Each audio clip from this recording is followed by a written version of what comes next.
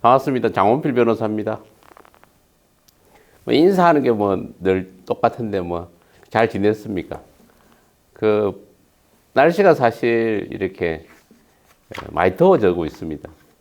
제가 사실 그 강의를 첫 강의가 2월 3일로 겨울이었습니다. 되게 추운 날이었는데 어느덧 이제 2월, 3월, 4월, 5월 해서 이게 15회 강의 차인데요.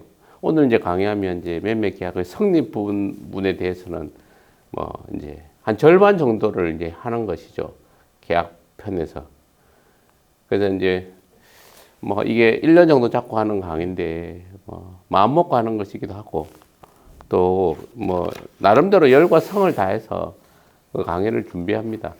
좀 처음엔 듣기는 어렵을지라도 약간 여담이긴 한데요. 우리 누나가 요새 공인중개사 시험을 이제 강의를 들으면서 이렇게 쭉 듣고 있는데 민법 부분이 아무래도 어렵다고 합니다. 시험이 이제 지금 5월 말인데 10월 26일인가 이렇게 해서 알고 보면 6개월도 이제 안 남으니까 이제 마음이 바빠지나 봐요.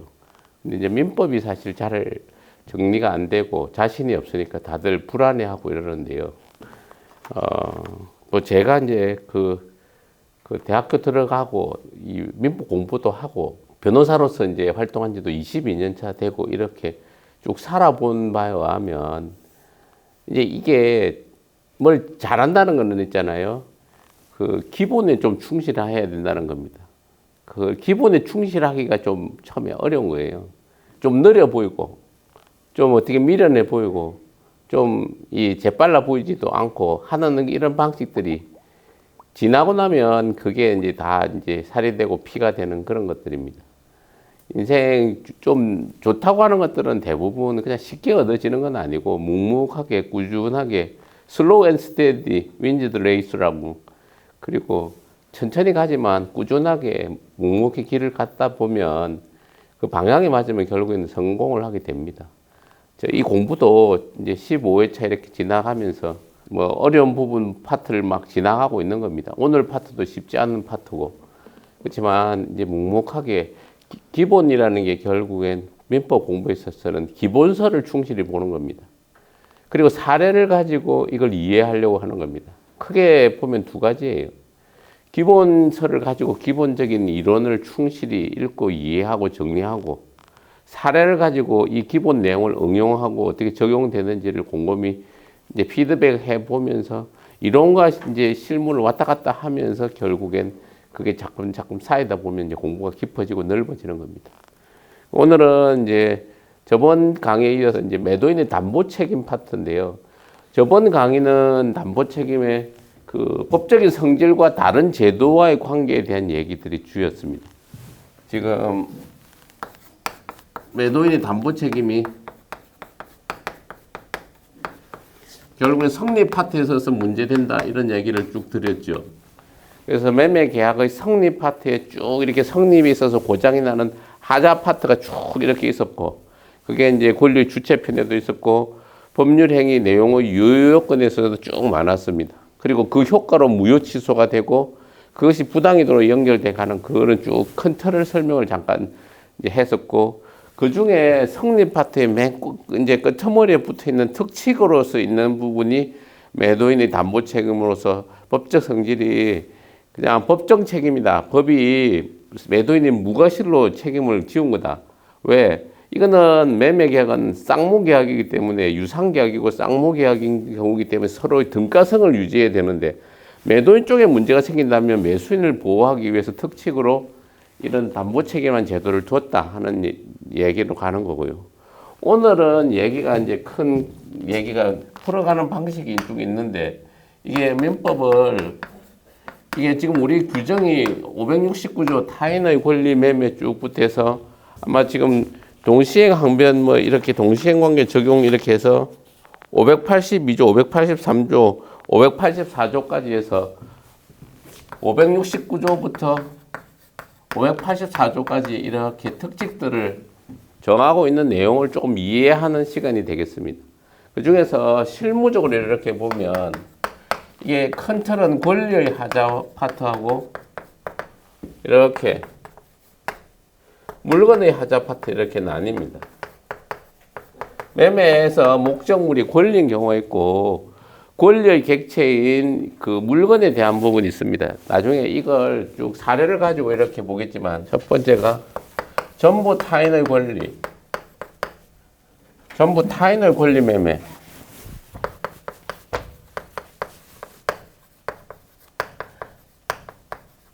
일부 타인의 권리 매매. 수량 부족 일부 멸실의 경우. 그 다음에 이제 용의권 제한, 전세권 저당권의 대상, 전세권 저당권 실행이 되는 경우 어떻게 뭐 이런 것들이 있고요. 이게 이제 각 조문별로 쭉 배치되어 있는 겁니다. 타인의 전부 타인의 권리 매매는 569조부터 해서 571조까지 있고 일부 이제 타인의 권리 매매가 572조에서 573조, 수량 부족이 574조, 용의권이 575조, 저당권이 575조, 76조, 77조. 그다음에 뭐 권리 하자 중에 이제 특정물 하자가 이제 580조.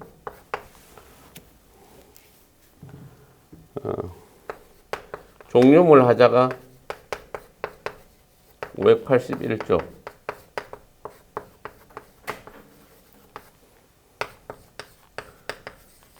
조문을 이렇게 좀 장황하게 시간을 들여서 하는 얘기를 하는 이유가 출발은 법정 책임이라는 거예요. 우리가 법적 성질을 얘기했죠. 법적으로 정해놓은 성질의 책임이니까 그 요건에 대해서 개별적 구체적으로 입법 정책적으로 뜻을 명확하게 안 해놓으면 다툼이 생긴다는 거예요. 우리가 나중에 사례를 오늘 강의하다 보면 이 케이스별마다 사례들이 좀 있는데 판례는 어떻게 보면 조금 구체적 타당성을 기하기 위해서 예외들을 조금씩 이렇게 자꾸 들어요. 그러니까 통설은 학문은 그냥 이 원칙대로 이렇게 좀 가려고 하는 성향이 있다고 얘기 드렸죠. 그러니까 이 조문을 법적인 책임으로 법이 딱 정해진 책임을 틀을 근본적으로 이해를 해야 되고 그에 대해서 어떻게 보면 판례가 왜 구체적인 타당성을 기하기 위해서 이렇게 하는 걸 사례를 가지고 잘 이해를 해야 된다는 얘기를 우선 드리려고 하는 거예요.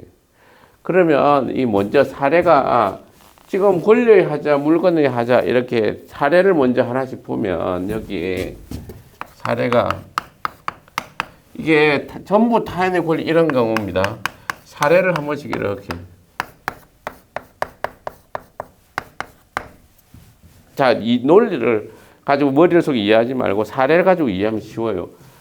가벌이 이렇게 매매를 했는데 등기가 아직 없는 상황에서 이 사람이 제1매, 우리가 부동산 이중매매에서 제1매매가 이렇고 첫 번째, 두 번째 이렇게 매매를 해서 됐는데 이쪽으로 제2매매가 이렇게 되면서 등기 명의자가 이렇게 된 경우 이해가 되시죠? 어떤 사람이 갑의 소유였는데 갑이 을에게 처음 팔았어요. 팔고 나서 등기가 안 넘어와 있는 상태에서 병한테 넘긴 경우입니다. 이 경우도 왕왕 일어납니다. 우리가 흔히 일반적인 사람, 일반 아파트 매매할 때는 이런 경우는 잘 없는데 토지 매매를 하거나 무슨 사정이 있으면 서로 간에 양해를 구하면서 돈은 다 주거나 돈을 일부 남겨놓고 등기를 먼저 안 하고서 이걸 넘겨받아서 사용하거나 하는 경우가 왕왕 많습니다. 그러니까 이제 알고 보면 병의 입장에서 보면 내가 이제 을과의 매매 계약에 있어서 등기는 안 넘겨왔는데 사용 수익하고 있는 상태, 특히 토지 같은 경우입니다. 등기 권리증 이렇게 등기 권리증만 을이 가지고 있다가 병이 이렇게 넘겨주거나 아니면 그냥 병이 사용 수익하게 되는 상태를 그냥 놔놓은 상태에서 등기가 지금 일로 넘어와 버린다는 거예요. 그러면 알고 보면 등기 명의자가 이제 나중에 부동산 이중매매 이런 사례에서 그 병의 입장에서는 정의 등기 명의자가 이제 제2 매수인이 배임 행위에 적극 가담 안 했으면 소유권은 일로 넘어오잖아요. 그렇게 일로 넘어왔을 때 병은 결국에 소유권을 취득 못 하니까 을에 대해서 어떤 권리를 주장하는 그게 이제 이쪽 타인의 권리 매매 대표적인 유형이라는 거예요. 이렇게 주장하는. 지금 전부 실무적으로 많이 일어나는 유형들은 대개 보면 이런 경우나 이런 경우죠. 아니면 특정 매매. 실무적으로 제가 변호사 생활 22년을 해보면 많이 일어나는 대표적인 많은 것들은 지금 빨간 동그라미 칠한 겁니다. 전부 타인의 권리 매매거나 수량이 부족하거나 일부 모자라는 경우, 없어진 경우, 아니면 특정물 매매에서 특정물에 하자가 있는 경우, 이런 경우들이 대표적으로 많이 일어나는데, 첫 번째, 전부 타인의 권리 매매 유형 중에 하나가 이거라는 거예요. 주로 일어나는 사례를 잘 이해해야 됩니다. 나머지들은 논리적으로 이게 규정이나 이런 제도가 있는데 실질적으로 위험성이 있으니까 잘 안 쓴다는 거예요. 매수인이 매매 계약할 때. 이렇게 하거나 지금 이게 이게 지금 원인무효가 남북과를 옛날에 위조해서 아주 좀 어려운 시대 때 막 위조하고 이렇게 하는 시대가 전쟁통이나 난리통에는 그런 게 있을지 모르겠는데 대부분은 그런 게 잘 없고 을이 넘긴데 갑하고 을이 특수한 관계에 있을 경우가 많이 대부분 넘어가는 거예요. 그냥 이런 사람이 어떤 사람 A 소유인데 A 소유를 갑이 이렇게 넘겼는데 어떤 두 사람의 관계가 갑하고 A는 아주 특수한 관계에 놓여 있는 경우가 많습니다. 되게 부모 자식 간에 부부 간에 우리나라 제도가 부부가 별산제예요. 그리고 부모와 자식 간은 별개인데 이게 갑이 자식이라 치면 A의 아들이면 A가 노령이고 뭐 병원에 누워있고 이러면 아버지 걸 자기 가져와 서류를 마치 인감 도장하고 인감 증명서하고 이런 거 위조해 받아가지고 자기가 있는 것처럼 아무런 대리도 안 하고서 바로 이렇게 병한테 넘기면 병원 이렇게 등기가 일로 넘어와서 정이 을에서 병으로 이렇게 등기가 넘어와요. 갑이 A에 필요한 등기 권리증이라든지 위임장이나 인감증명서나 이런 걸 갖다가 고난 없이 막 찍어가지고 을한테 넘기면 을은 정상적으로 갑이 A의 대리인으로 내지는 권한이 있는 것처럼 생각해서 넘길 거 아닙니까? 그래놓고 병한테 이렇게 또 을은 또 넘겼는데 알고 보면 이게 원인 무효가 되면 소유권이 이렇게 원위치해서 받고 한단 말이에요. 그러면 병의 입장에서 을에게 뭘 주장할 수 있느냐 하는 이런 내용들이 실질적으로 전부 타인의 권리 매매에서 많이 일어나는 유형이다 이 말이에요. 우리가 흔히 생각해 보면 그렇죠. 전부 타인의 권리 매매를 조금 더 나아가면 이 얘기를 하기 전에 지금 민법의 규정에 총괄적으로 이 방법이 여러 가지가 있는데 접근하는 방법을 이제 이렇게 그냥 총론적으로 이렇게 하지 말고 저희 전부 타인의 권리 매매라는 전제로 이렇게 구체적으로 해서 의 요건 효과 이렇게 간다는 거잖아요. 지금 중요하니까 빨간 거 치는 거 위주로 좀 접근하면서 조문을 읽고 이해를 해봅시다. 사례는 아까 이해가 되죠. 타인의 권리를 매매가 돼버린다는 거예요. 제일 위에 저 있던 이 사례도 결국엔 병의 입장에서는 을은 갑의 권리를 취득 소유권을 못 넘겨오니까 결국엔 남의 걸 팔은 것이 돼요. 여기 을도 원인 무효가 돼서 갑으로 돌아가 버리면 남의 걸 판 것이 되는 이런 사례 병이 을한테 과연 뭘 주장할 수 있는가 하는 것이 이제 이 의예요. 타인의 권리를 팔은 경우는 어떻게 하느냐. 그래서 여기서 이제 조문이 이렇게 보면 잠깐 569조부터 읽어 보겠습니다. 569조 타인의 권리 매매의 목적이 된 권리가 타인에게 속한 경우 매수인은 권리를 취득하여 매수인에게 이전해야 한다. 매매의 목적이 된 권리가 타인의 소유인 경우 어떻게 하느냐 그러면 매매의 목적인 권리가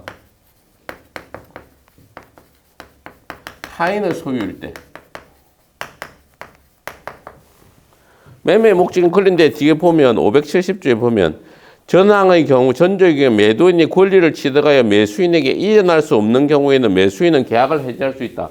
자, 이전이 불가능할 때 권리를 취득해서 타인의 권리, 매매 목적인 권리가 타인의 소유인데 이걸 취득해서 권리를 매수인에게 이전하는 것이 불가능하게 된 때, 그때는 효과는 계약을 해지할 수 있다.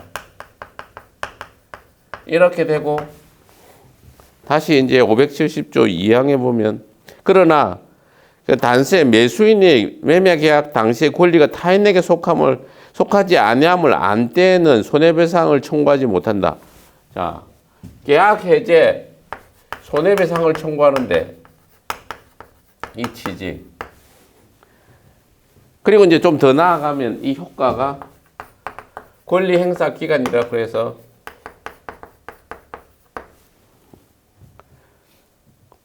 딱 정해놨단 말이에요. 법이. 왜? 매도인의 담보 책임은 매도인이 무과실 책임이에요. 매도인이 과실이 있든 없든 책임을 묻는 거예요. 잘했든 못했든. 그러려니까 그것을 법으로 딱 정해놓은 거고, 그럼 뭘 해야 돼요? 요건 효과를 딱 정해내야 되는데 다른 거에 비해서 좀 더 들어갔다면 권리 행사 기간을 명확하게 해놨다는 거예요.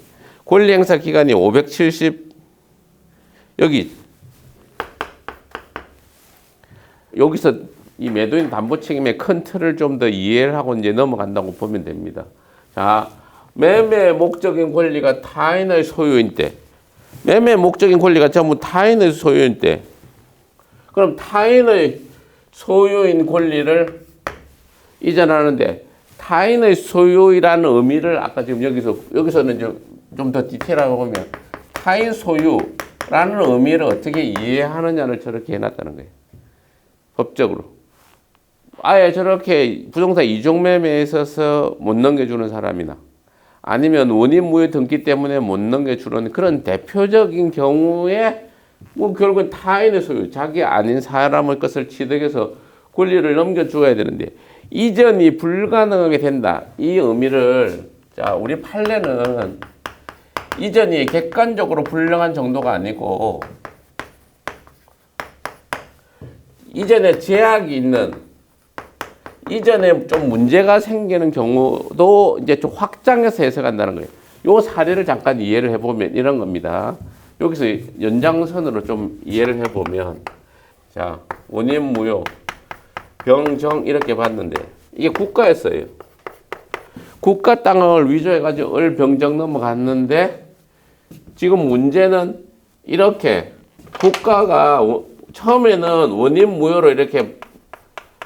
무효로 반환을 이렇게 구해왔는데 소송을 하면 타협을 짓기를 야 이렇게 하지 말고 내가 다시 넘겨줬다가 이렇게 다시 빠꾸에 다시 줄게 라고 이제 합의가 됐어요. 갑하고 소유권이 원인 무효로서 갑을병 이렇게 계속 넘어와 있는데 어느 시점에 이 사람을 상대로 원인 무효했는데 이 사람하고 타협이 돼가지고 화해를 했어요. 서로 간에 화해를 해가지고 서로 그냥 넘겨주기로 이렇게 된 상태. 알고 보면 결과적으로 소유권이 일로 넘어왔죠.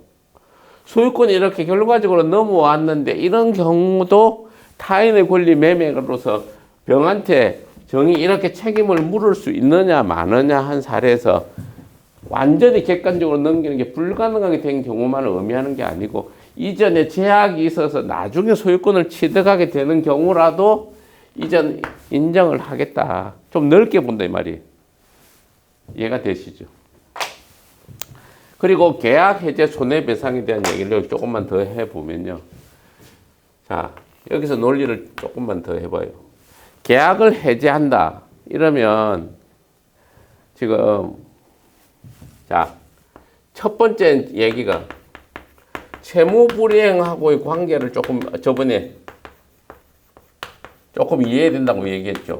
이게 채무불이행 책임으로서 계약 해제와 손해배상을 이렇게 규정하는데 이쪽 손해배상을 규정하는데 이게 성격이 지금 여기서 출발은 채무불이행과의 관계에서 채무불이행은 기본적으로 이러는 거죠.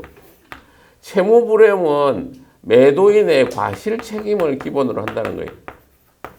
고의과실, 귀책사유라고 하는 고의과실을 기본으로 이제 시작을 하는 거고, 그리고 이행을 지체하면 이걸 이행지체 때 최고를 해서 뭘 해달라 이렇게 말라 하는 걸 요건으로 하는데 이 계약을 해제 이때에 있어서 지금 담보 책임은 과실 책임이 아니고 무과실이어도 되고 이런 이행지치나 이런 것이 이행지치 이럴 때 최고 같은 거 필요 없이 바로 한다는 거예요.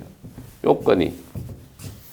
채무불이행과 관계해서 최고 이런 것은 필요 없이 하고 또 이 효과를 이야기해 볼 때 효과가 이제 계약 해제에 있어서 이 계약 해제 효과는 이게 이 채무불이행에 있어서는 손해배상 청구하고 병합해서 손해배상 청구를 아울러 이렇게 청구할 수 있는데 이걸 따질 때는 손해배상하고 별개로서 판단한다는 거예요.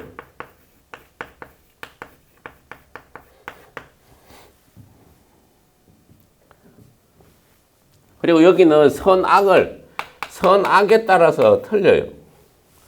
나중에 타인의 권리 매매 이렇게 보면 계약 해제를 할 때 계약 해제는 선의 악의를 불문하고 계약을 다 해제할 수 있는데 이 정책적으로 정한 겁니다. 곰곰이 생각을 해봐야 돼요. 왜 이게 논리적인 기결점으로 정책적으로 정했는데 계약을 해제하면 선악을 불문하고 이렇게 계약을 해제할 수 있다는 거예요. 선이든 악이든 이런 걸 따지지 않는다는 거예요. 그러니까 어쨌든 이런 채무불이행하고 관계 속에서 계약 해제는 이렇게 별도로 이렇게 채무불이행 책임하고 담보 책임은 별도로 간다. 채무불이행 책임은 채무자의 고의과실이라는 기책 사유를 요건으로 이행지치, 이행불능, 불완전 이행이라는 그 객관적 요건까지 결합했을 때 책임을 묻는 거고 그 효과가 이 채권법 강론의 계약 해제 손해배상 청구로 쭉 이어져 가는 거고 담보 책임에 있어서 계약 해제 손해배상을 규정한 건 이거하고 별개로 묻는 거고 여중에서 손해배상에 있어서 제일로 중요한 게 기본적으로 신뢰이익을 배상하는 거다.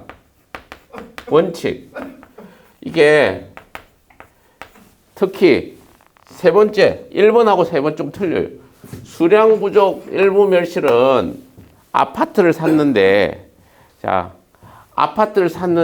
사례 이 사례를 조금만 봐요. 내용은 그냥 이해가 돼요.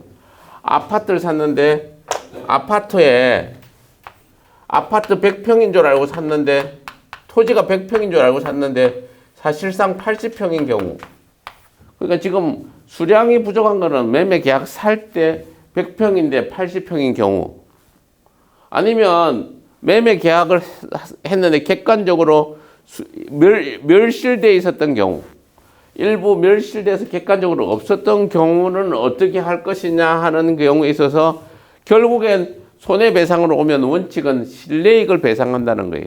계약이 유효함을 믿었던 부분만 딱 한다는 거예요. 실질적으로 계산을 할 때 내가 지금 이 매매 가격이 정했는데 뭔가 고장으로 인해서 이 20평이 부족하다. 그럼 20평 부족한 것만 딱 계약을 인정한다는 거예요. 하자 있는 그거만큼 뺀 나머지 금액만 실내이익으로 배상을 한다는 건데 다만 지금 타인 권리 매매나 일부 타인 권리 매매는 이게 이행이익을 배상한다는 거예요. 좀 중요한 요소들이 몇 가지 딱 숨어 있는데 정확하게 이해해야 될 부분 중에 첫 번째가 이겁니다. 우리가 저번 시간에 매도인의 담보 책임을 법정 책임이고 무과실 책임이라고 하면서 연장선으로 실내이익을 배상한다. 이렇게 원칙을 이렇게 얘기하고 다만 이게 타인의 권리 매매인 경우 아니면 일부 타인의 권리 매매인 경우는 이행이익을 배상한다. 이렇게 예외를 뒀다는 거예요. 자, 알고 보면 여기를 잠깐 잘 이해해야 됩니다. 남의 것을 사가지고 이렇게 파는 것이 어떻게 보면 이게 무효일 수도 있고 계약이 여기서 잠깐 보시면 저번에도 한 얘기했죠. 원시적, 주관적 불능이 있고 여기 원시적,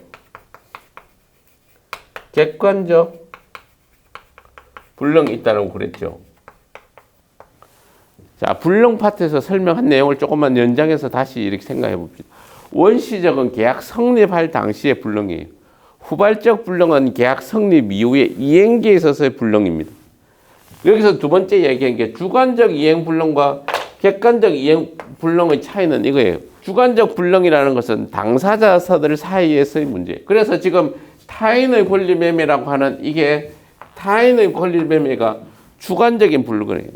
이게 객관적으로 이거는 아예 처음부터 멸실한 경우, 처음부터 아파트가 이제 없는 경우, 이 경우는 남의 거, 타인의 소유를 매매하는 거.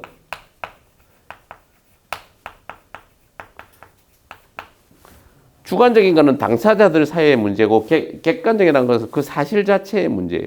그러니까 뭘 불러가지고 멸실돼서 없는 아파트를 파는 경우는 이거는 무효고 객관적인 전부 무효고 무효 연장선으로 계약 체결상의 과실 책임으로 묻는다고 한 거고 원시적 주관적인 불능은 계약 성립 당시에 당사자 남의 거기 때문에 내가 사서 못 넘겨줄 때 불능은 타인의 권리 매매가 된다는 거예요. 이해가 되죠? 그래서 주관적인 불능인 상태를 원칙적으로 여기는 객관적인 불능은 원칙적으로 무효가 돼야 되는데 주관적인 불능은 무효로 안 하고 계약을 유효로 한다는 거예요. 계약이 무효가 안 하고 유효로 하니까 이행이 이걸 그렇게 배상하게 돼야 된다. 이런 논리적으로 이렇게 연결되어 온다는 걸 이해하는 게 첫 번째 되게 중요한 거예요. 매도인 담보 책임. 이 두 개 성질.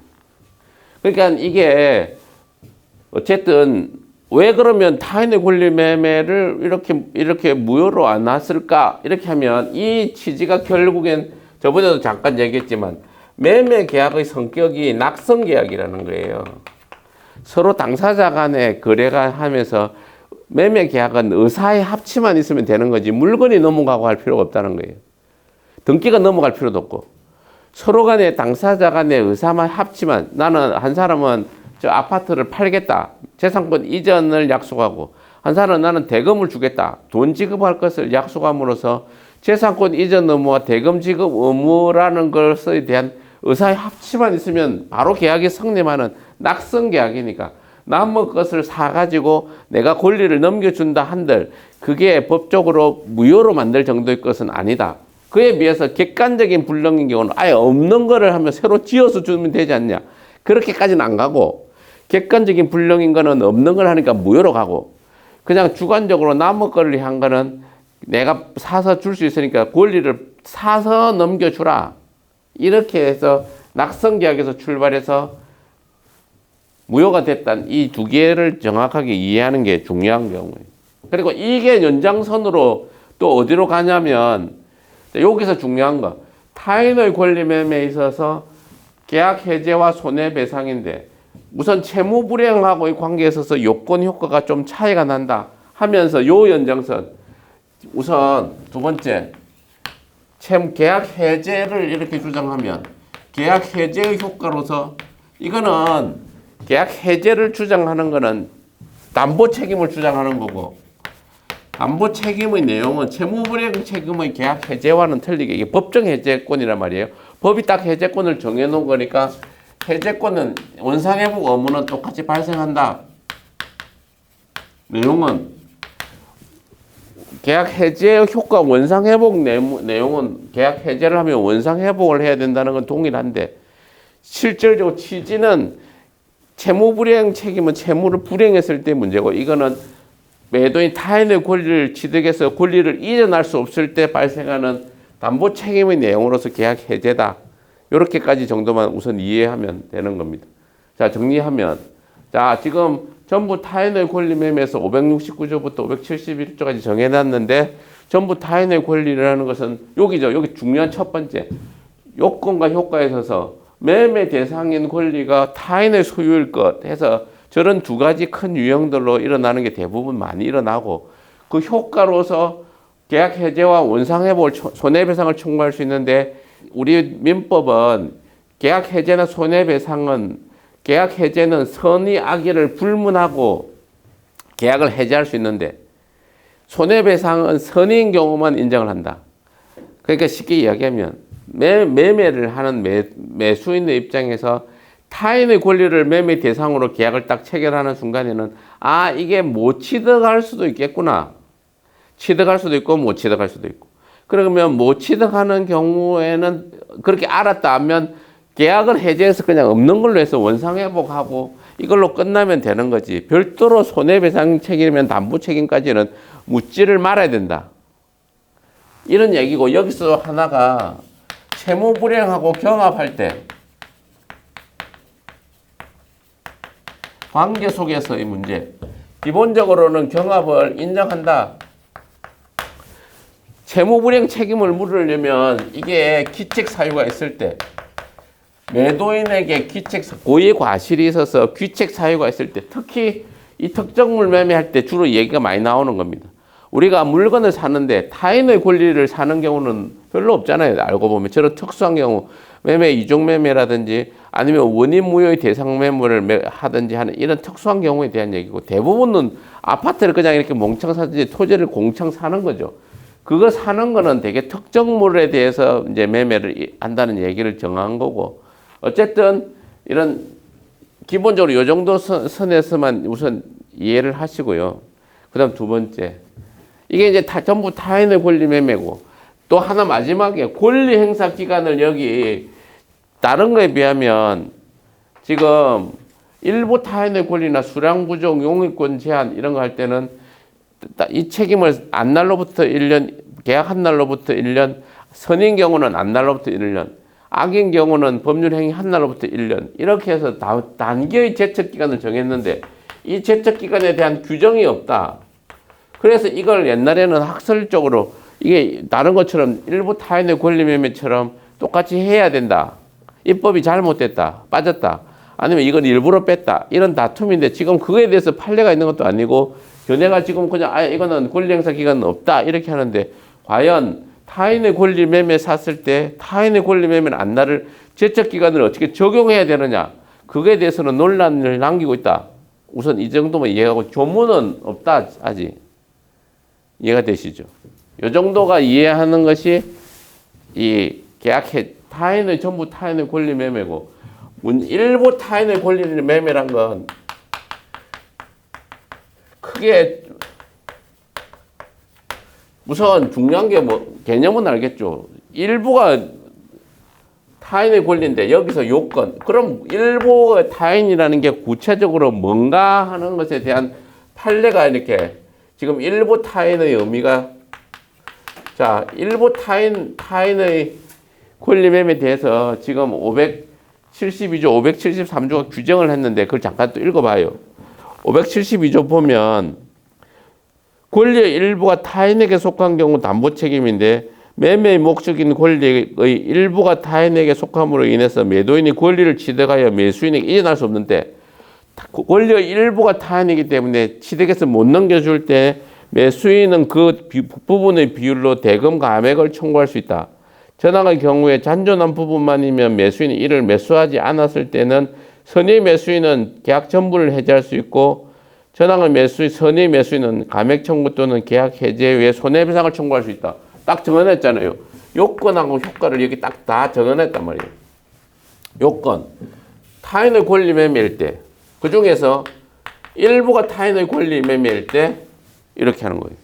그럼 일부 타인이라는 개념이 뭔가에 대한 얘기를 정확한 게 이해하고, 효과는 대금을 감액 청구할 수 있다.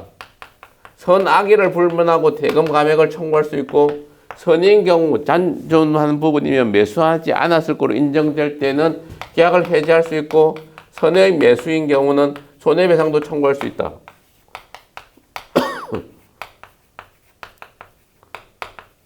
그러니까 이런 틀에 맞춰서 이해를 하면 되는 거잖아요. 그 대부분 일부 타인의 권리 매매를 사는 경우가 얼마나 많겠습니까? 우리가 실무적으로 잘 없단 말이에요. 일부가 뭐 타인이라는, 그러니까 이 판례는 일부 타인의 권리의 의미에 대해서 대부분 이런 경우죠. 자, 땅을 샀는데, 건물을 타고 토지를 샀는데, 이게 건물의 일부가 타인의 토지에 넘어가 있을 때, 나무 토지로 넘어가 있을 때,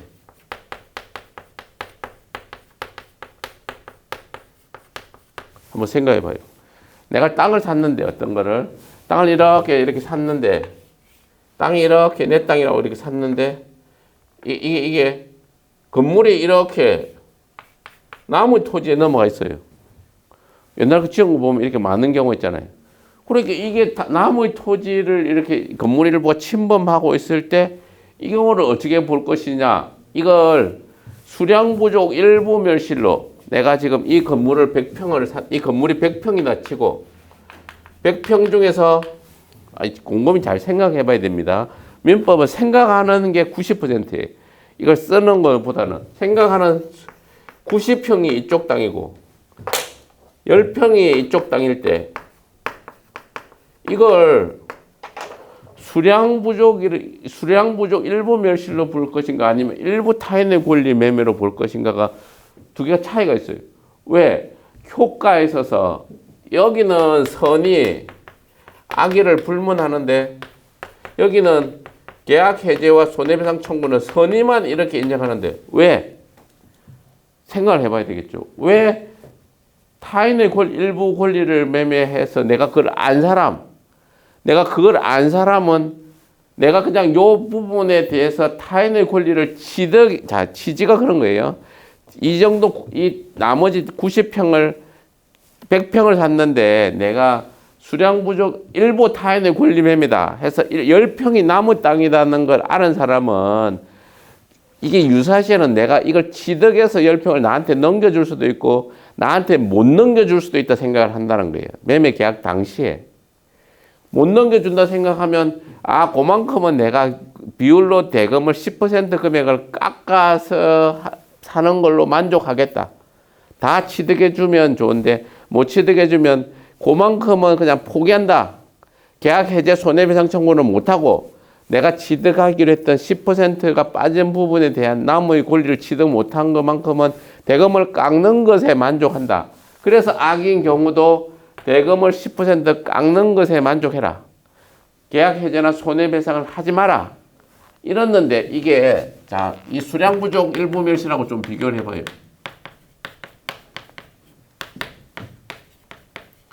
수량 부족 일부 멸실은 요 이야기를 두 개. 요건 효과를.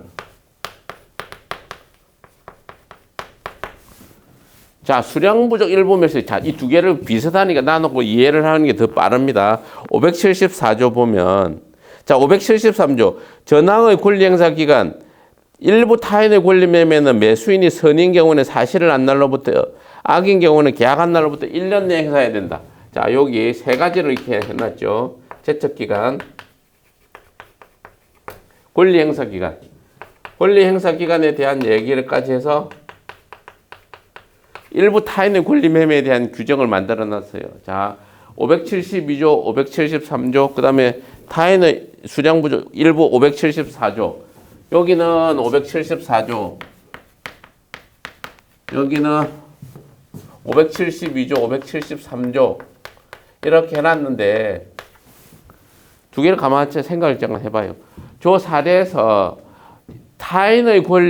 일부 타인의 권리를 매매 계약을 사는 경우, 토지가 100평인데 90평을 사는 경우, 그걸 안 경우 모른 경우, 그게 이제 앞에 일부 타인의 권리 매매.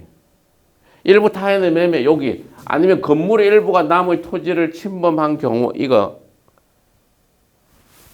지금 수량 부족 일부 멸실이라는 것은 아파트 토지를 샀는데 여기 90평이 이 사례는 이게 두 개의 사례가 이게 땅을 샀는데 땅이 90평 100평인 줄 알고 샀는데 90평이다. 평당 1,000만 원씩 해가지고 땅이 큰 땅이니까 100평으로 딱 계산해서 평당 1,000만 원에서 10억으로 이렇게 계산을 했는데 1,000만 원 평당 곱하기 100평 하면 10억이잖아요. 평이 되게 중요했다고요. 금액을 중요하게. 근데 알고 보니까 이게 9억 밖에 이게 100평이 빠져 있었어요. 그러면 이거 수량이 부족한 매매를 한 경우고. 아까 여기서 지금 타인의 토지, 건물의 일부가 남의 토지를 침범한 경우는 수량이, 이게 매매 계약을 살 때 이게 수량이 부족한 거였느냐, 아니면 이게 일부 타인의 권리를 매매한 것이냐를 놓고 봤을 때 우리 판례가 이제 생각한 건 이게 이 나무 토지를 침범하는 이 상황에 대해서 너무 땅을 넘어가는 이게 내가 수량을 부족한 게 아니고 일부 남의 걸 사들여서 땅을 넘겨줘야 된다 생각하는 쪽으로 갔다는 거예요. 그래서 일부 타인의 매매라고 판례가 간다는 거예요. 건물이 토지의 일부분을 넘어가 있다. 그러면 이 취지는 나무 땅을 사서 이 건물을 넘어줘야 된다. 내 땅. 이렇게 생각하는 쪽으로 판례를 정리한 거고 100평을 샀는데 10평이 빠지고 90평밖에 없는 상황에 놓였다. 그러면 10평을 사서 준다. 이게 아니고 수량이 부족하고 매매 대상물에서 특정이 됐다. 이렇게 사례를 이해했구나. 그걸 곰곰이 생각을 해봐야 된다고요. 이 판사들님도 판결할 때 이걸 어디에 넣을 것이냐 문제잖아요. 그래서 수량 부족 일부 멸실이라는 개념을 그렇게 생각하는 거고 지금 수량 부족 일부 멸실에 대해서 지금 574조는 뭘 하냐면 이렇게 해놨어요. 전조, 전 2조의 규정은 수량을 지정한 매매의 목적물의 일부가 부족되는 경우 또는 매매 목적물의 일부가 계약 당시에 이미 멸실된 경우 그 부족 또는 멸실을 알지 못한 데 준한다. 자, 이게 요대로 이렇게 준용을 하는데 자, 일부 타인의 권리 매매를 준용한다. 효과. 여기서 준용하는데 자, 이 경우에 이제 이 하는 경우가 선인 경우만 이렇게 한다. 지금 이 574조가 뭐라고 쓰냐면 전 2조의 규정은 수량을 지정한 매매 목적물이 부족되는 경우와 목적물 일부가 계약 당시 이미 멸실된 경우에 매수인이 부족 멸실을 알지 못한 때 매수인이 선인 경우만 이 경우 인정해가지고 이거를 준용을 한다는 거예요. 일부 타인의 권리 매매. 지금 572조, 573조를 준용하는데 선인 경우만 한다는 거예요. 이 두 개의 차이는 여기서 나오는 거죠. 이걸 인정하면 여기 요대로 들어오는 거죠. 요대로. 대금 감액 청구, 계약 해제, 손해배상을 청구할 수 있는데 누가? 선인 경우만. 매매 계약 당시에 일부 타인의 권리 매매를 준용하는 경우는 매매 계약 당시에 수량이 부족하거나 일부 멸실된 경우를 모르는 경우에만 이걸 준용한다 이런 거예요. 그럼 왜 모르는 경우에만 이게 하고 그럼 무슨 차이겠어요? 대금 감액 청구를 왜 뺐을까? 그게 또 이제 생각을 해봐야 되는 거잖아요. 이 두 개의 사례를 나눠놓고 보면 100평을 샀는데 90평밖에 없다는 걸 알았다. 그러면 무슨 생각을 했냐? 그럼 그렇게 해도 사겠다는 생각을 한 거 아니냐, 네가? 왜 대금 감액 청구를 수량 부족 일부 멸실일 때는 대금 감액 청구를 선인 경우를 왜 악인 경우를 왜 빼느냐? 그거 네가 감수한다. 10평 모자란 것을 그렇게 살 때는 모자란 걸 감수한다는 생각에 좀 방점이 가 있는 거고 이게 이 청구처럼 이게 일부 타인의 권리를 매매 이렇게 하는 상황인 경우에는 대금을 깎는 것 내가 그 남의 그걸 사와서 내가 그걸 취득할 수 있다고 생각 이쪽 주관적 불능 객관적 불능의 개념을 두 개를 이해를 잘해야 돼요. 이게 타인의 일부 권리 매매는 주관적 일부 불능의 개념으로 이해하는 거고 수량 부족 일부 멸실의 경우는 객관적 불능의 개념으로 이해하는 거예요. 그래서 그냥 대금 감액 청구라고 하는 권리를 객관적 불능이니까 그건 감수한 거니까 인정을 안 한다. 이걸 잘 이해하는 게 되게 중요한 거예요. 이해가 되시죠? 이 부분을 이 두 개의 차이를 이렇게 잘 이해하는 것이 되게 또 이제 중요한 케이스 중에 한 점. 왜 어떤 거는 일부 타인의 권리 매매가 되고 어떤 거는 수량 부족이 되거나 일부 멸실인 경우가 될까? 그게 첫 번째 그 케이스를 이해하는 게 제일 중요하고 두 번째는 그 효과로서 왜 대금 감액 청구라고 하는 부분을 선인 경우만 이 경우는 일부 타인의 권리 매매인 경우에는 선악을 불문하고 다 인정을 하는데 수량 부족 일부 멸실인 경우는 왜 선인 악인 경우 대금 감액 청구를 왜 이제 안 인정할까 하는 걸 잘 이해하는 게 중요한 거고 저기서 사례 요건에서 수량 부족 일부 멸실에서 이게 수량 부족 일부 멸실이 저 동그라미 쳐놨죠. 사례에서 많이 일어나는 거는 이게 매매예요. 평수 계산 매매. 우리가 아파트를 사거나 이게 실무에서 많이 일어나는 경우 이런 거예요. 토지, 아파트 한번 생각을 해보세요. 토지. 어떤 땅을 샀는데 쉽게 말하면 100평이라고 생각했는데 이게 100평인데 보니까 알고 보니 90평이다. 100평이라고 계약을 썼는데 평당 이렇게 가격을 특정해서 100평이라고 생각했는데 100만 원씩 1억인데 알고 보니까 90평밖에 안 됐다. 실제 계약은 100평인데 되게 많이 일어나는 경우. 그랬을 때 이건 남은 일부 타인의 권리 매매 아니잖아요. 매매 계약을 했는데 매매 계약의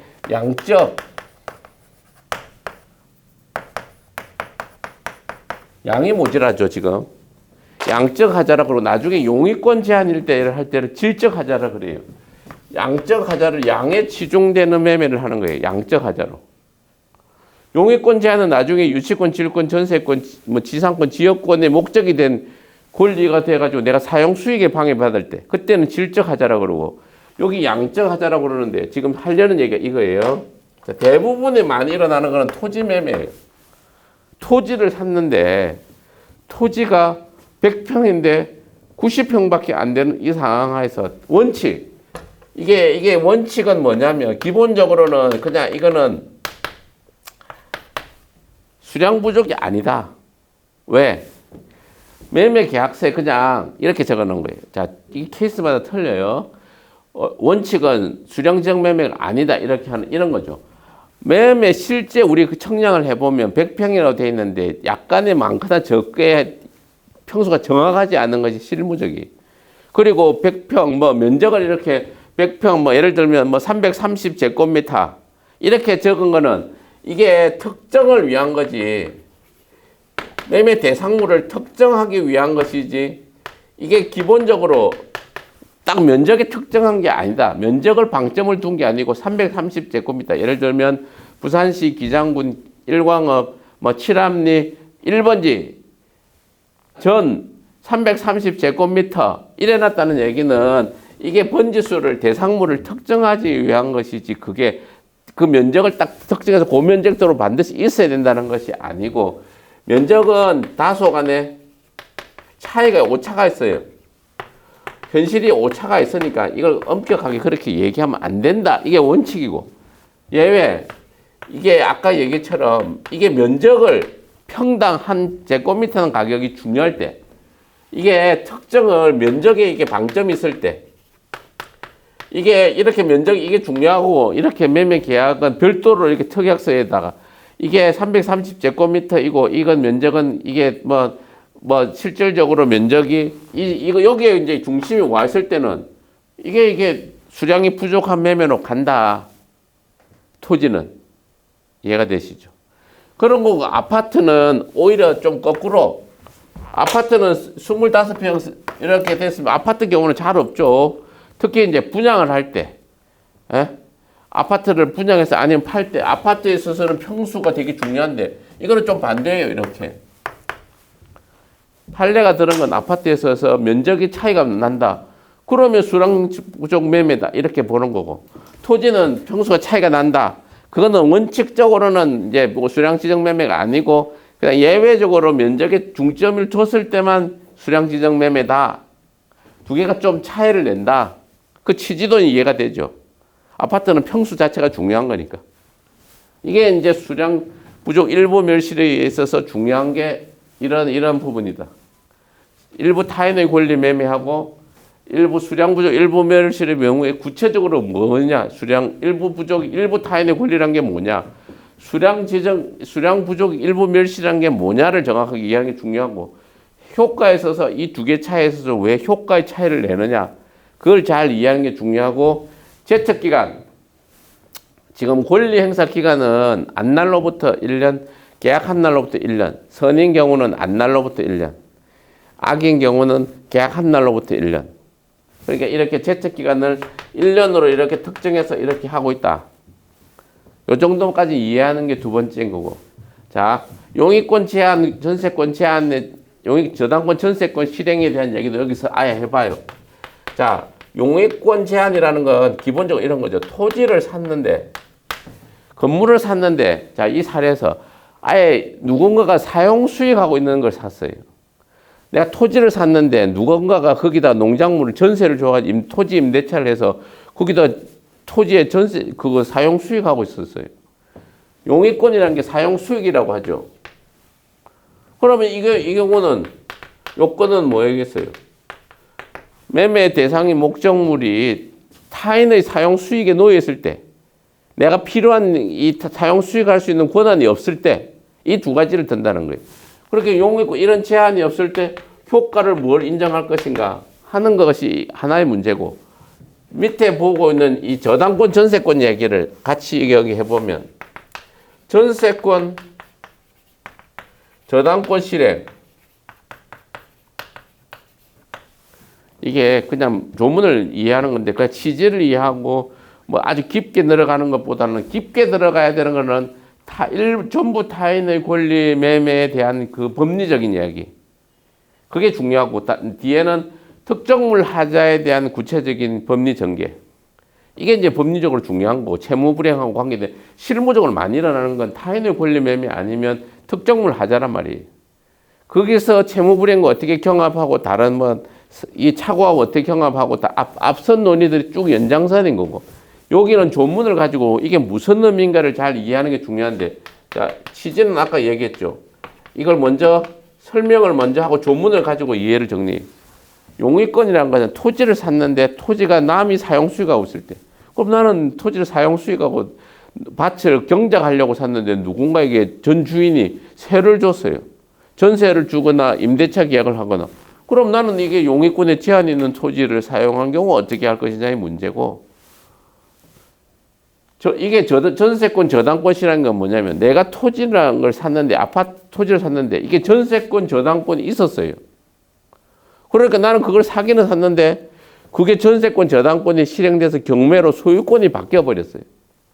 그러면 이 전세권도 경매 실행이 되고 저당권도 경매 실행이 되니까 경매로 소유권을 다른 사람한테 넘어가 버리니까 나는 내 소유권을 취득 못하는 상황이 됐을 때 어떻게 하느냐 하는 얘기.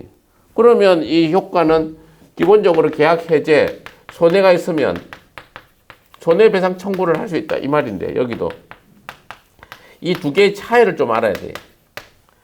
이 취지대로, 자, 이게 선악에 따라서 뭐 나중에 조문을 보고 정확하게 이해를 하면 되는데, 자, 용익권을 내가 이제 토지를 사는데 내가 이 토지에 전세가 들어가지고 내가 사용 수익하지 못하는 상황에 내가 매매 계약을 해요. 토지 매매 계약. 아니면 아파트를 사는데 전세를 들은 사람이 있었어요. 전세 들은 사람이 아파트를 사는 보증금이 있는 상태, 대부분 어떻게 해요? 손해배상을 내가 안 경우에는 그걸 깎아서 들어온단 말이에요. 용익권적인 제한이 있는 경우는 매매 계약을 정할 때 그 보증금만큼은 벌써 빼고 가격을 정해. 아파트를 사는데 누가 보증금이 아파트가 3억짜리인데 2억짜리인데 보증금이 1억 있다. 그럼 매매 계약은 어떻게 해요? 보증금 1억 안고 매매 대금 1억 주고. 그러니까 이 용익권 제한이 있을 때 악의자는 이 계약 해제나 손해배상을 아예 못하게 한다는 거예요. 다 알고서 매매 대금 정해서 들어왔으니까 계약 해제 손해배상을 네가 다 알았을 때는 그것 때문에 계약 해제도 못하고 손해배상 청구도 못하고, 몰란 사람, 선의인 경우만 이런 제한이 뭐 예를 들면 저 멀리 떨어져 있어서 말로만 듣고서 큰 문제 없습니다 하고서 계약했는데 보니까 다른 데 전세가 들어있거나 해서 내가 사용 수익을 못한다. 내는 몰랐다 그러면 안날로부터 1년 내 계약을 해지하거나 손해가 있으면 손해를 배상하게 해주고, 그게 아니고 내가 이제 그 가까이서 매매 계약할 때 그 내용이 다른 사람이 사용 수익하고 있는 걸 아는 경우는 대금을 정할 때 당연히 깎아서 들어오니까 계약 해제도 못하고 손해배상 청구도 하지 마라 이랬는데, 이 경우 악의자. 근데 여기서 보면 저당권 전세권이 있는 토지나 아파트를 샀어요. 내가 아파트를 사는데 대출이 끼고 있어요. 전 대출을 내가 1억 2억짜리 사는데 1억 대출이 있는 사람이 샀는데 내가 이제 악이다. 선의인 경우는 내가 그걸 모르고 샀다면 당연히 손해가 나면 손해배상 청구도 하고 내가 소유권을 다른 사람이 넘어갔으니까 내가 계약 해제도 할 수 있는데, 악인 경우를 할지라도 보호를 해가지고 취지는 알겠죠. 이 사람이 갚을지 안 갚을지 내가 지금 잘 모르는 상황 하에서 이 경우는 청구를 할 수 있게 하자, 이런 취지. 용의권을 쓸 때는 매매 대금을 정할 때 어쨌든 요 취지가 저당권 전세권을 실행할지 안 할지를 매도인이 어떻게 할지 그거를 매수인은 결정할 수 없는 상태에서 그 내용을 알고 있었다. 그렇게 한들 그러면 이제 그 경우에는 내가 손해배상이나 계약 해제를 만약에 취득해서 매도인이 그걸 뭐 경매로 날려버렸다. 그랬을 때 계약 해제나 손해배상을 아는 경우라도 하게 해주고, 용의권적인 제한이 있을 때는 그 상황은 감수하면서 그 제한을 그걸 지울지 안 지울지 그거를 매도인한테 넘기는 게 아니고 대부분은 그걸 까고서 시작한다 생각하고, 용의권적인 제한은 악인 경우는 계약 해제나 손해배상을 못하게 하고, 저당권 전세권이 있을 때 악인 경우는 똑같이 계약 해제나 손해배상 청구를 하게 하자는 게 우리의 입법 정책이, 입법적인 의도를 그렇게 깔고 들어왔다, 만들었다. 이게 이제 기본적인 이제 여기까지 내용이고요. 자, 경매, 채권 매매 이런 게 있는데요. 자, 경매에 있어서는 크게 보면 다른 얘기보다, 자, 이 조문을 먼저 575조 잠깐 용의권 제한이 있는 경우 576조 저당권 전세권이 행사된 경우를 먼저 읽어봐요. 자, 575조 잠깐 보면 이게 용의권 제한이 있는 겁니다. 매매의 목적물이 지상권, 지역권, 전세권, 질권, 유치권이 목적이 된 경우에 매수인이 이를 알지 못한 때, 선인 경우는 이로 인해서 계약 목적을 달성할 수 없는 경우에 한하여 계약을 해지할 수 있다. 기타의 경우는 손해배상만을 청구할 수 있다. 매매 목적을 달성할 수 없을 때 선인 경우는 계약 해지할 수 있고, 매매 목적을 달성할 수 있을 정도면 손해배상만 청구해라. 이런 경우에요.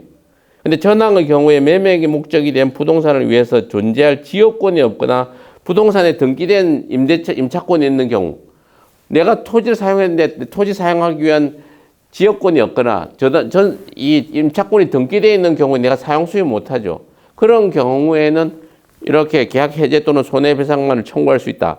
그러면서 매수인이 그 사실을 안날로부터 1년 내에 행사해야 한다. 선인 경우만 보호해가지고 매수인이 안날로부터 1년 내에 행사한다는 제척기한을 둔 거고, 576조 저당권 전세권의 행사와 매매 목적이 된 부동산에 설정된 저당권 전세권의 행사로 인해서 매수인이 소유권을 취득할 수 없거나 취득한 소유권을 잃은 때, 저당권 전세권이 경매로 넘어가 버려가지고 내가 소유권을 취득하거나 취득 못하거나 하는 경우에 매수인은 계약을 해지할 수 있고, 매수인이 출제로 소유권을 보존한 때는 매도인에 대해서 보상을 청구할 수 있다.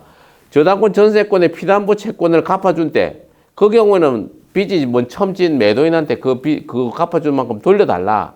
그런 얘기를 한 거고, 매수인이 손해를 받은 때에는 보상을 청구할 수 있다. 손해가 받은 경우는 아울러 손해배상을 청구할 수 있다. 요렇게 이제 딱 정리를 해놨다는 거예요. 앞에 지금 얘기대로. 그리고 이게 경매에 대해서는 578조인데 이게 보면 원칙은 경매의 경우에는 이 앞에 경우에 이 권리 하자에 대한 내용이 들어가는데, 결론적으로 중요한 건 물건의 하자에 대해서는 인정을 안 한다는 거예요. 지금 이쪽 경매에 있어서 취지는 쭉 조문을 나중에 보시겠지만, 경매의 경우에서 권리의 하자, 경매 대상의 목적물이 타인의 권리의 매매거나 일부 타인의 권리 매매거나 수량 부족이거나 일부 멸실이거나 이렇게 내가 취득한 경락인의 입장에서 볼 때, 경락 대상물이 저런 제한이, 권리의 제한이 있을 때는 경락을 받은 사람도 한 사람한테 소유자에 대해서 이 담보 책임을 주장할 수 있다, 이런 얘기고, 근데 물건에 대해서는 안 하는 이유가 뭐냐면, 물건에 대한 거는 그냥 특정되어 있기 때문에 너무 권리관계를 복잡하게 하기 않게 그냥 이 경우에는 담보 책임을 물을 수 없다. 이게 이제 우선 권리 하자에 대해서는 경매의 경우 담보 책임을 물을 수 있는데, 물건의 하자에 대해서는 담보 책임을 물을 수 없다. 이걸 우선 이해해야 되는 거고요. 그래서 578조에 대해서 이렇게 해놨습니다. 경매 경우에 경락인은 전 8조의 규정에 의해서 채무자에 대해서 계약의 해제 또는 대금 감액을 청구할 수 있다. 더 디테일하게 하면 쭉 한번 읽어보시면 그 취지는 알 수 있을 거고, 물건의 하자는 대부분 많이 일어나는 겁니다. 뭘 샀는데 문제가 있는 경우죠. 저기서 다 지우고 여기서 물건의 하자에 대한 얘기만 자, 물건의 하자 중에 물건의 하자란 것은 매매 목적이 대상물에 대해서 하자가 있는 거죠. 이게 대표적인 게 특정물 하자. 이게 580조에서 규정하고 종류물 하자. 581조에서 이렇게 특정물이라는 것은 말 그대로 우리가 토지를 사거나 아파트를 샀을 때 특정되어 있는 대상물 그 자체 대부분은 다 특정물이에요. 종류물은 대부분 뭐예요? 자동차 이런 거예요. BMW 자동차가 있는데 그걸 내가 사기로 가가지고 그 가게 가가지고 그 판매하는 거기서 이걸 사려고 해서 딱 이 하얀색 BMW 이렇게 해서 그거 대상물을 딱 특정했을 때 이제 그 매매 대상물이 된다는 거예요. 쭉 많은 것 중에서. 종류물은 특정물은 예를 들면 딱 대상물이 뭐 아파트 같은 501호, 502호 딱 특정돼 있잖아요. 이게 BMW는 막 쭉 많은 것 중에 뭘 요거 내가 탈게요. 하얀색이고요. 뭐 3000cc이고 딱 이렇게 특정하는 순간 요 대상물 정할 때 대상이 된다는 그 차이인 거예요. 그랬을 때 여기고 요건 특정물에 하자가 있을 때 효과 손해 계약을 해지할 수 있고 뒤에 보면 앞에 규정을 준용한다 이렇게 돼 있죠. 그래서 580조 봐보면 매매 목적물에 하자가 있는 때에는 575조의 규정을 준용한다. 이게 목적물에 하자가 있을 때 효과 이게 575조 용의권 제한이 있을 때 이걸 준용한다는 거예요. 그 취지는 좀 생각해봐요. 아파트를 샀어요. 산 아파트에 하자가 되게 많았어요. 아파트 물도 줄줄 새고 뭐 바닥도 엉망이고 아파트 전체적으로 뭐 바람도 싱싱 문틀도 너무 문제가 전반적으로 너무 부실하게 돼 있어요. 막 벽에서 막 시멘트도 떨어지고 살기가 불가능할 정도로 이렇게 돼 있는 상태에 하자 통상이 갖춰야 될 객관적인 성능을 못 갖추는 거죠. 아파트라면 아파트가 통상 갖춰야 될 성능이나 객관적인 그 성능, 기능 이런 것 자체를 못 갖추고 있을 때 그러니까 아파트를 그냥 뭐 계약 해지합시다. 이렇게 할 수 있는데 이 경우가 뭐냐면 하자라는 게 결국에는 이 경우 지금 용의권 제한이 이제 질적 하자고 여기는 양적 하자죠. 어쨌든 용의권이란 제한이 있어가지고 내가 토지를 사용하거나 건물을 사용하는데 뭔가 제한이 있는 거나 뭔가 물건에 뭔가 하자가 있어가지고 뭔가 못하는 거거나 맥락이 다 같으니까 이걸 그대로 준용한다는 거예요. 그래서 575조가 앞에 이야기한 대로 계약을 해지할 수 있고 손해배상을 청구할 수 있다. 이렇게 간다는 거예요. 여기가. 계약 해제. 손해배상. 근데 이 경우 이제 여기서 권리 행사 기간은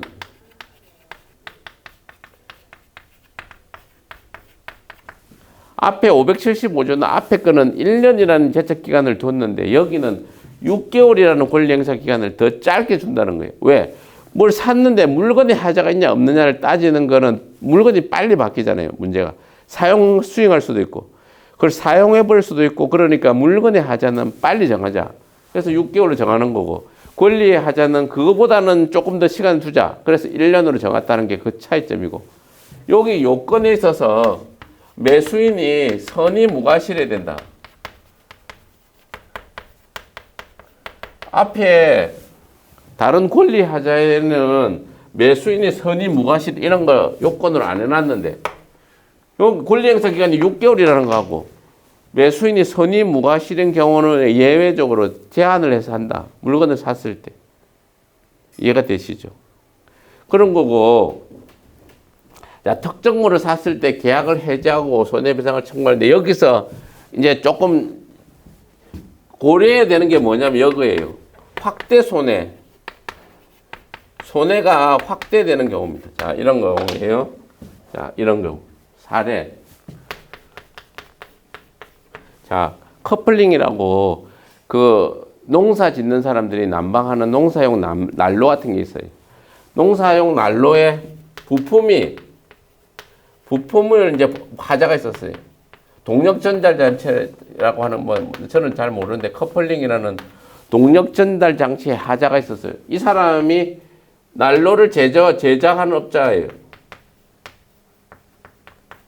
난로를 제작하는 사람이 농사 짓는 사람에게 농업이 농사 짓는 사람한테 팔았어요.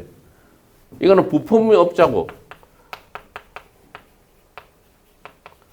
이제 농사용 난로를 이제 만드는 사람이 제작해서 파는 사람이 을인데 을은 부품업자로부터 농사용 난로 부품을 받아가지고 팔았는데 이 부품에 하자가 있었어요. 겨울에 냉해를 입어가지고 농작물이 죽었어요. 그러면 여기서 살 때 지금 갑의 그 부품에는 그냥 A급, B급, C급, D급 이래가지고 여러 가지 가지고 있는데 제일로 나쁜 하찌를 상중하에서 하를 가지고 사가지고 이거는 냉해에 버티기 힘든 부품이었어요. 그랬을 때 을이 이 경우 담보 책임으로서 특정물 하자에 대한 확대 손해. 여기는 농사용 난로에 여기서 손해는 농사용 난로가 고장났죠. 이게 지금 농사용 난로가 이게 뭐 불나가지고 이제 고장이 났어요. 사용 불가가 된 거고. 그 다음에 농작물 피해라는 것이 생겼어요. 농작물 피해라는 것은 결국에는 이 사람이 주고받은 거는 농사용 난로밖에 없는데 그 다음에 농작물 피해라는 이 확대 손해가 생겼을 때 확대 손해를 인정할 것인가 말 것인가 하는 게 실무적으로 많이 일어나는 거잖아요. 그랬을 때 확대 손해를 우리 판례의 태도는 기책 사유를 따진다는 거예요. 기책 사유가 있을 때 이 사람이 이런 내용으로 기책 사유가 있을 때는 두 개의 경합을 인정하고 기책 사유가 없을 때는 담보 책임만 인정한다는 거예요. 그럼 담보 책임만 인정하니까 확대 손해가 인정이 안 된다는 거예요. 이해가 되죠? 판 사람이 매도인한테 이거에 고의 과실로 인해서 이 손해 발생에 대한 기책 사유가 있을 때는 싸게 이 내용을 부품이 싼 거를 사가지고 팔 때는 이 확대 손해에 대한 책임을 묻고 자기도 잘 모르고 정상적인 제품으로서 이걸 견딜 수 있는 거라고 생각하고 샀을 때는 책임을 안 묻고 그게 실무적으로 제일 중요한 이유 중에 하나인 거죠.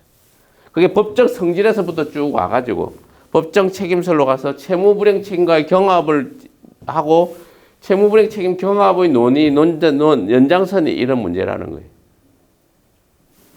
이해가 되지? 이게 되게 또 중요한 부분 중에 하나예요.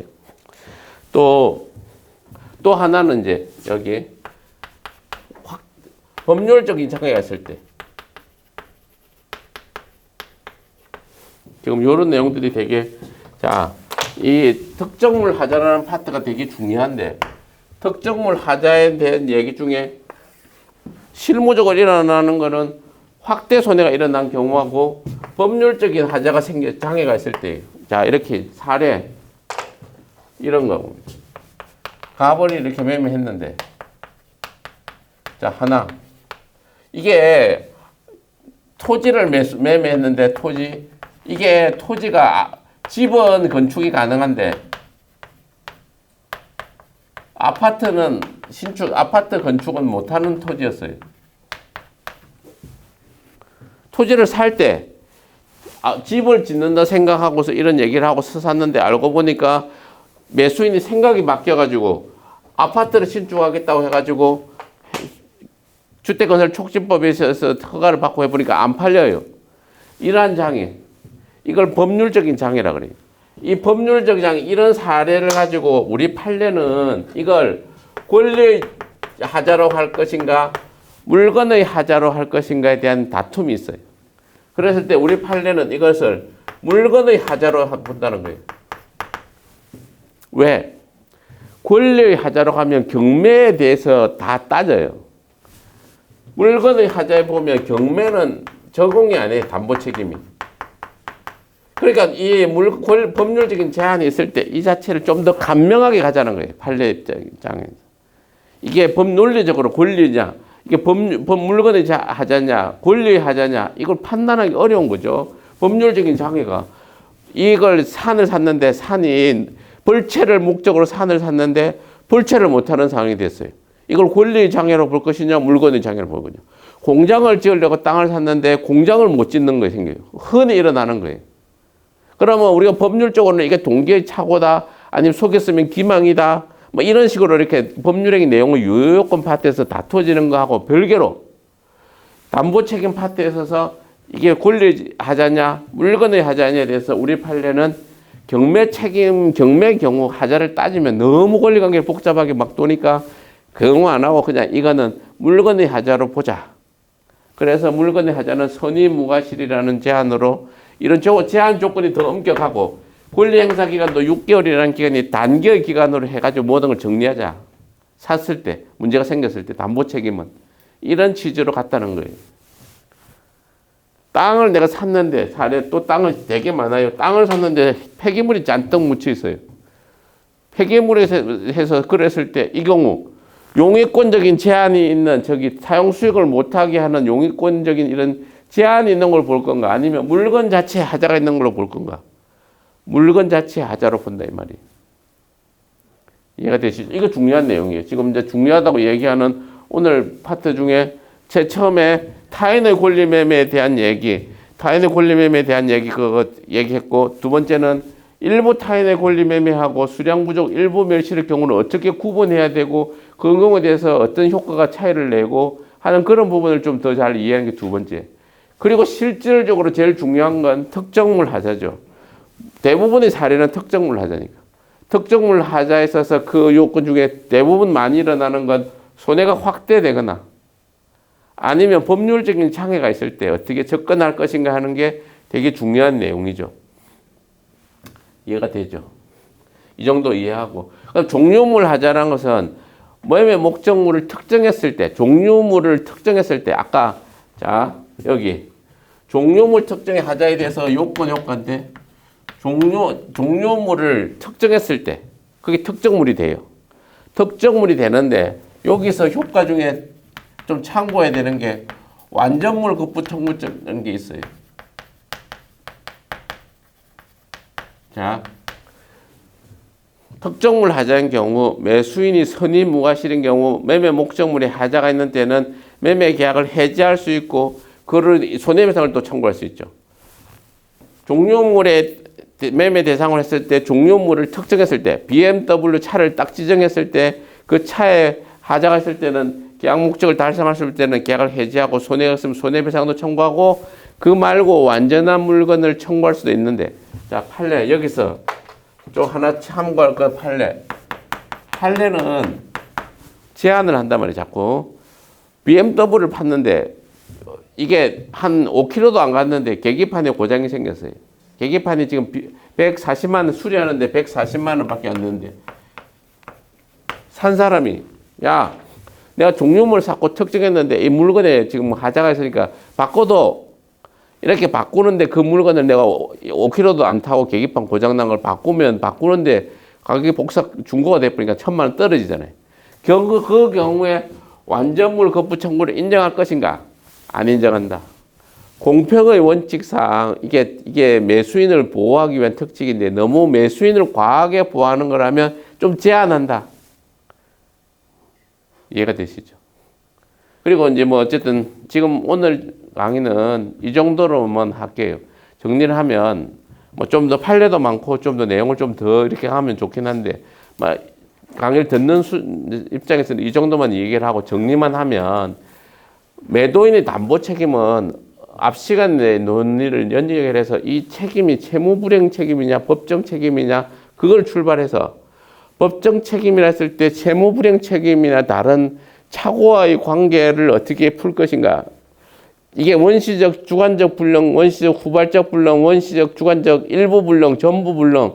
불능의 개념을 원시적 불능, 후발적 불능, 전부 불능, 그 다음에 일부 불능, 주관적 불능, 객관적 불능이라는 걸 딱 나눠놓고서 어떻게 이해할 것인가 하는 것이 타인의 권리 매매 파트에 있어서 중요하다.